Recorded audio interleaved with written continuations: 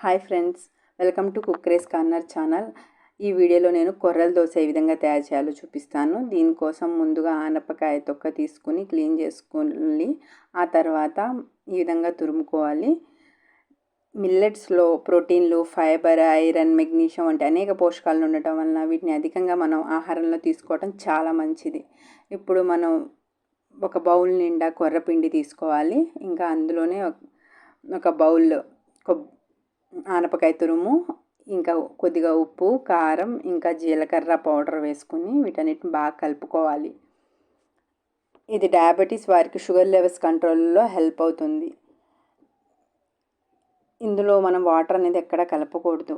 పెరుగు అనేది వేసుకొని ఒకసారి బాగా కలుపుకోవాలి. ఈ విధంగా కలుపుకొని 10 మినిట్స్ మనం పెట్టుకుంటే మన దోశ అనేది బాగా నీట్గా వస్తుంది. ఇందులోనే కొద్దిగా కొత్తిమీర కూడా కలుపుకోవాలి ఫ్రెండ్స్.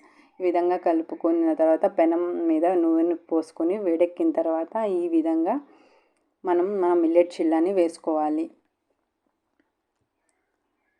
ఇది అధిక బరువుని తగ్గించడంలో కూడా హెల్ప్ అవుతుంది. ఇందులో క్యాలరీస్ అనేవి తక్కువగా ఉంటాయి. ఈ ఫుడ్ తీసుకోవడం వలన మనం కడుపు నిండుగా ఉన్నట్టు ఉంటుంది. 2 తిన్నా సరే కడుపు నిండుగా ఉంటుంది. సో దీన్ని ఒకవైపు ఫ్రై చేసిన తర్వాత వేరొక వైపు కూడా ఫ్రై చేసుకోవాలి. ఇక్కడ నేను పచ్చిమిర్చి ఎందుకు